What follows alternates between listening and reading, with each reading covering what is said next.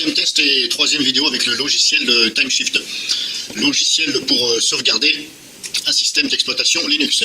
Donc il s'appelle TimeShift. Donc là je viens d'installer un Linux Mint parce que là je vais essayer. Donc le but de cette vidéo, de ce test, c'est que je vais péter donc ce Linux Mint qui est installé sur une clé USB et non sur un disque dur. Alors, pareil, c'est mon PC portable, alors désolé, hein. On est le soir, voilà, j'ai allumé la lumière, mais bon, apparemment, avec un caméscope, c'est pas terrible, voilà, quand il n'y a pas beaucoup de lumière. Donc j'ai installé Linux Mint sur cette clé USB, et ce que vous voyez là, le Linux Mint, ici, voilà, hop, voilà, bienvenue dans Linux Mint, donc là, vous voyez, hop, c'est la fenêtre de bienvenue parce que je viens de l'installer à l'instant. Donc, je vais fermer cette fenêtre, voilà, c'est bien Linux Mint, mon PC portable. Alors, je vous assure qu'il est installé sur la clé USB. Alors, pour vous le prouver, je vais vous faire voir ça. Je vais ouvrir la trappe ici en dessous. Et vous allez bien voir qu'il n'y a pas de disque dur. Parce qu'il y en a peut-être qui vont dire, mais c'est pas possible. On va essayer de faire comme ça. Donc là, c'est l'ordinateur. Voilà. Et la place du disque dur est là. Ici. Alors, vous voyez bien qu'il n'y a pas de disque dur. Parce que la place, bien sûr, est là. Donc là, l'ordinateur, il fonctionne avec la clé USB. C'est comme si la clé USB, c'était mon disque dur, tout simplement. Alors j'explique parce que tout le monde ne comprend pas. Alors le but de cette manœuvre, donc là, je vais donc, comme je vous dis, c'est comme si la clé USB c'était le disque dur, je démarre dessus, je branche la clé bien entendu, il faut qu'elle soit branchée avant que l'ordinateur démarre, pour que ça démarre. Donc là, je vais faire une sauvegarde, mais je vais déjà mettre à jour ce Linux Mint. Donc je vais me connecter à Internet, je vais mettre à jour le noyau, je vais faire les mises à jour de base, sans m'occuper des logiciels. Et par l'intermédiaire du logiciel TimeShift, je vais créer une sauvegarde. Voilà, je vais créer donc un backup. Ensuite, suite à ça, je vais donc supprimer les fichiers système de ce Linux, mais pas de ma sauvegarde. Donc je vais les supprimer, mais à partir d'un autre Linux, parce que je ne peux pas les supprimer depuis le Linux où je suis. Je ne peux pas supprimer des éléments qui sont en cours d'utilisation. Donc je vais rebooter sur cette clé USB où il y a un autre Linux, voilà, j'ai pris Linux Mint, bref, et je vais supprimer des dossiers du Linux qui est ici sur la clé USB, auquel actuellement ça fonctionne. Alors désolé, des fois ça fait un peu de trouble, c'est parce que le caméscope, à l'intérieur, des fois l'autofocus, il a du mal à se faire. Donc je vais, avec ce Linux Mint après, supprimer, c'est comme si je voulais supprimer le système d'exploitation Linux. Voilà, je ne vais pas tout supprimer, je vais enlever simplement quelques fichiers et dossiers et je vais vous faire voir que ça ne démarre plus. Voilà, tout simplement. Et ensuite, donc le but de cette manœuvre, parce que je ne vous l'ai pas dit, comme j'ai fait une sauvegarde avec TimeShift, je vais restaurer les fichiers à partir de ce Linux Mint avec TimeShift. Je vais restaurer les fichiers dans cette clé USB ici qui fait office de disque dur, je vais les restaurer et je vais regarder à nouveau si l'ordinateur démarre, simplement ici avec cette clé. Voilà, comme si c'était le disque dur. Donc je vais restaurer cette sauvegarde et on va voir si TimeShift, de quoi il est capable, parce que je ne l'ai jamais fait. Et j'ai pas envie de le faire sur mes disques durs ici, puisque j'ai déjà installé mes Linux, voilà, et j'ai pas envie de me faire chier à les refaire. Voilà, donc j'ai pas envie que ça me casse mon système et que ça m'oblige à tout refaire. Connaissant pas trop TimeShift, voilà, je ne sais pas si vraiment il va tenir parole à ses fonctions. En tout cas, la sauvegarde, ça tient parole. Maintenant, la restauration, je n'ai pas essayé. Donc, c'est le but de cette vidéo, je vais essayer. Donc, je mets en pause, je mets à jour le système et je reprends.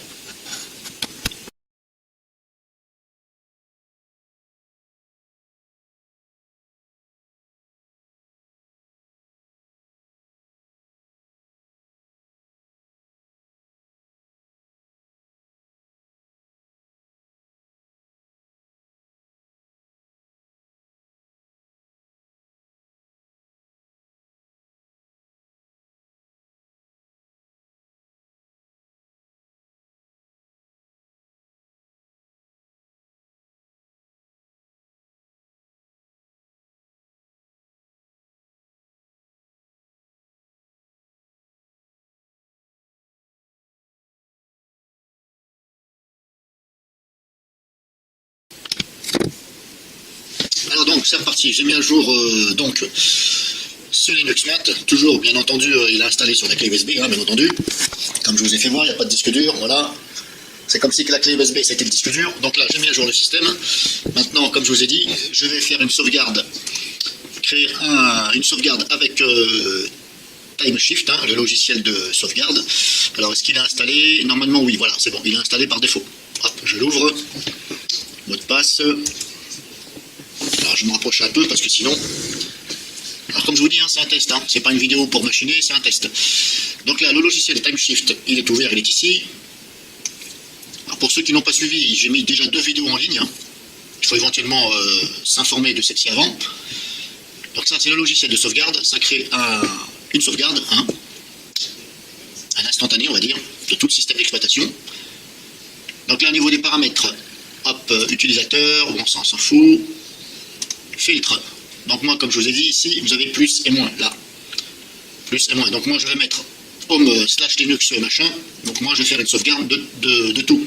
Voilà. Je mets en plus le rot et je mets en plus /home / linuxman19. Voilà, /2 étoiles. Voilà. Voilà. Grosso modo, je sauvegarde tout. Voilà. Système d'exploitation, rot, etc. Utilisateur, on s'en fout. Planning. Hop, je n'ai rien coché, c'est bon. Emplacement. Ben, je laisse sur la clé USB, bien sûr, parce que ça représente le disque dur, donc ça va me le mettre à la racine. Type, instantané, ok, ça c'est bon. Voilà. Donc maintenant, hop, c'est parti, je clique sur créer. Et là, voilà, ça me crée une sauvegarde système. Je vais me rapprocher.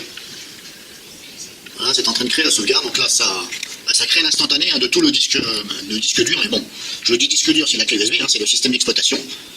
Donc ça crée un instantané afin d'être restauré s'il y a un crash, ou etc. Donc je mets en pause le temps que ça finisse de sauvegarder et je vous fais voir la sauvegarde.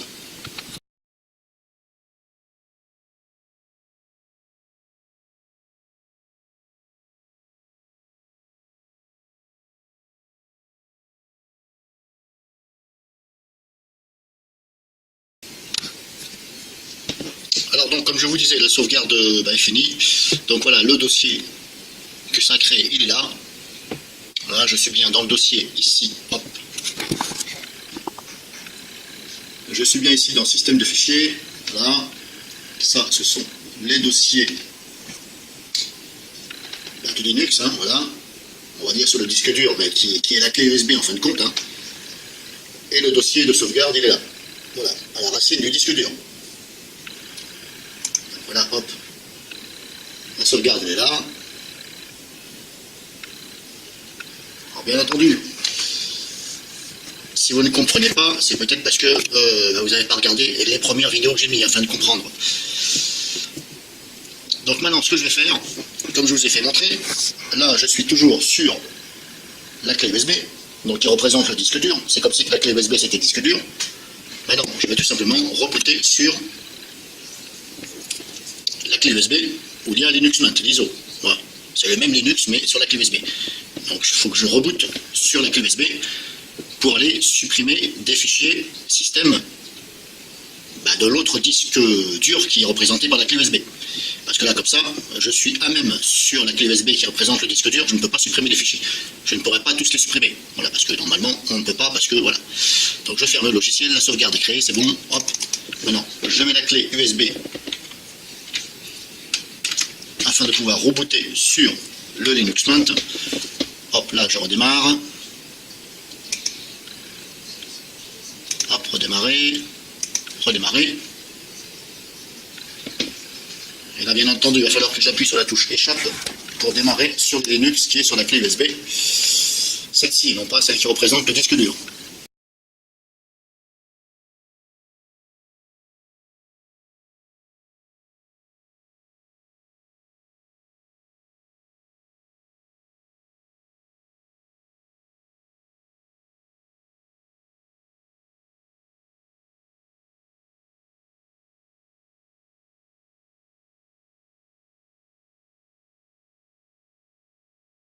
Voilà, maintenant, ce que je fais, je retire la clé qui représentait le disque dur. Donc je la retire. Ah, maintenant, je vais démarrer sur le Linux qui est sur la clé USB.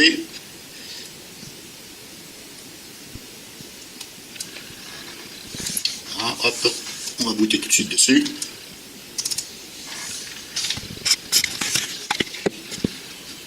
Donc là, comme je vous le dis, hein, j'ai retiré le disque dur. Voilà. La clé USB, hein, c'est le disque dur. Donc j'attends que le Linux USB soit opérationnel. Je vais mettre la clé USB qui représente donc le disque dur et je vais aller supprimer des fichiers. Donc voilà, hop, j'ai booté dessus. Donc on retrouve bien ici, hop, de quoi installer, puisque ce n'est pas installé. Voilà, on est sur la clé USB. Alors je mets la clé USB, l'autre, hop. Voilà. Maintenant, hop, je vais dans le dossier Files, dans le dossier, donc je vais aller dans le dossier. Hop, qui contient la clé USB. Donc c'est celle-ci, 31 gigabits. Voilà, ça c'est la clé USB où je suis actuellement, et ça c'est la clé USB qui représente le disque dur. Donc j'ouvre ici.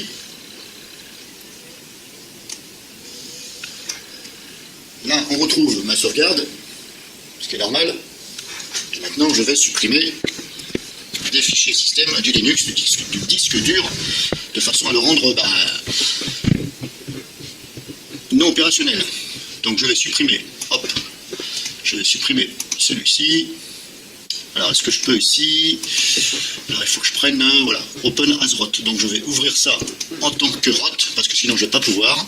Donc là j'ai ouvert le dossier en tant que ROT. Bon, c'est comme ça avec Linux Mint, hein, parce que sinon on ne peut pas, c'est une protection.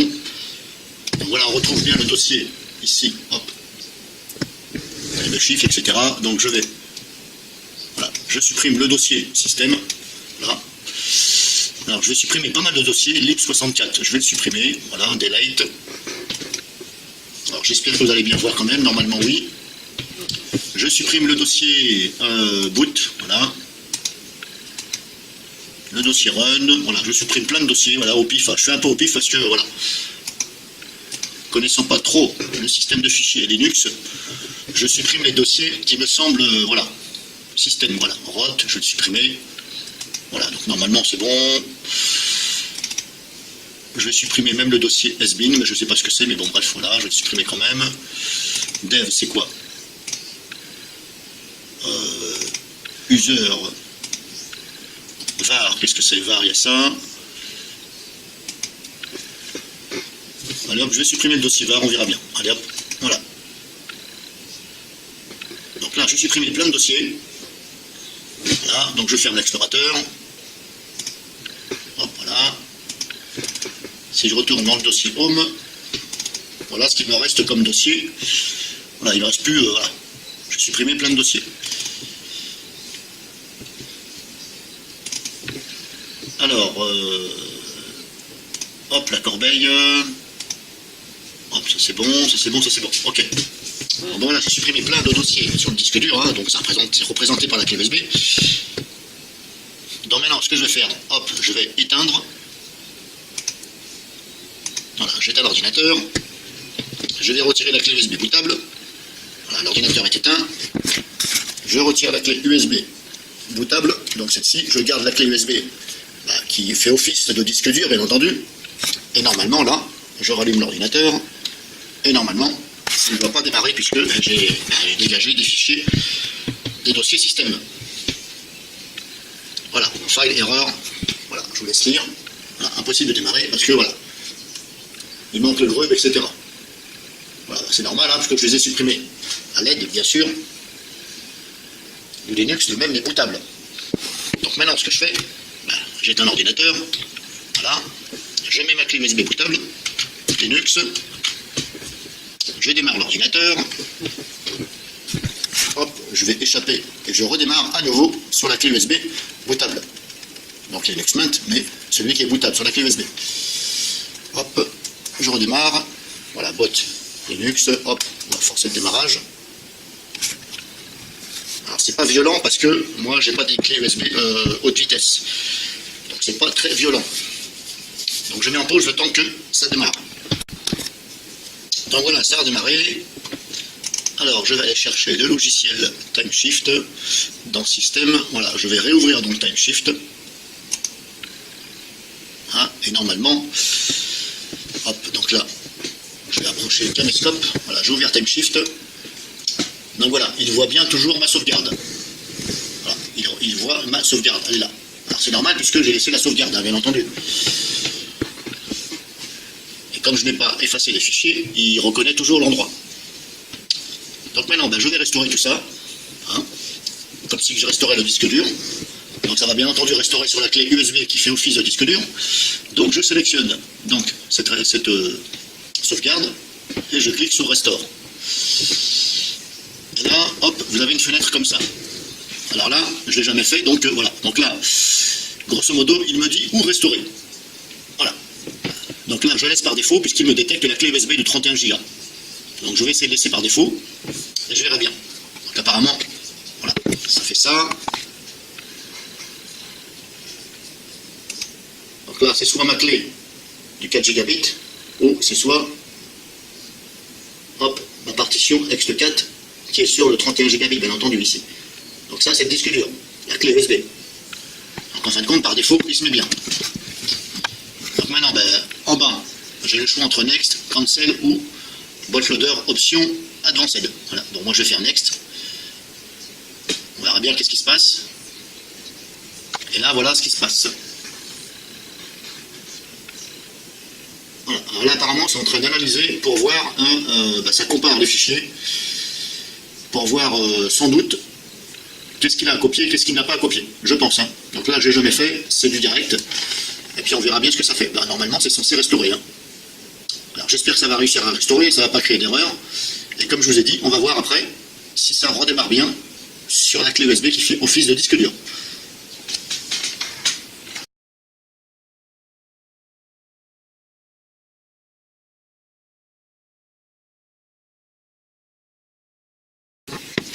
Alors voilà,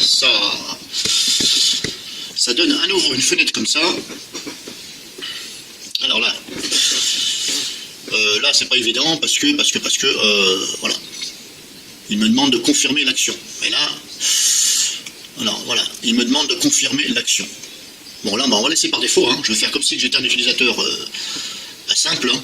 Donc j'ai pas le choix que de cliquer en bas sur Next ou Cancel. Donc là, il me demande de confirmer l'action. Je laisse par défaut.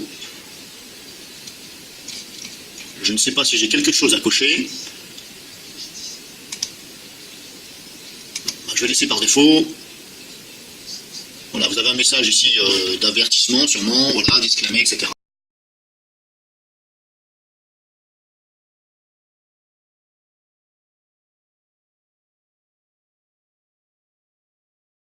Bon, je clique sur Next, puis on verra bien. Voilà. Et là, apparemment, ça restaure. Vous voyez, hop, restoring, snapshot, voilà. Donc, grosso modo, voilà. Il calcule, il regarde, il compare, il vous demande de confirmer, et puis après, il faut cliquer sur oui. En fin de compte, voilà. Grosso modo, vous cliquez sur oui, suivant, voilà, grosso modo. Donc là, ça restaure. Je ne vais pas filmer en entier parce que ça va être long, parce que là, il m'annonce quand même 15 heures. Alors, je ne vais pas attendre 15 heures. Voilà, bon ça c'est à peu près. Hein. Alors comme je vous dis, c'est parce que ma clé USB, ce n'est pas une clé USB haut débit. Voilà, donc c'est pour ça que peut-être que ça va être un peu long. Bon, c'est approximatif. Vous voyez, maintenant c'est descendu à 13 minutes. Le temps.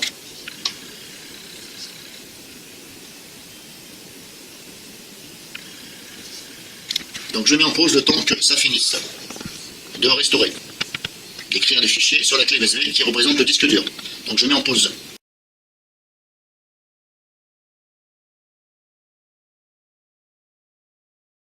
Donc voilà, maintenant restauration finie.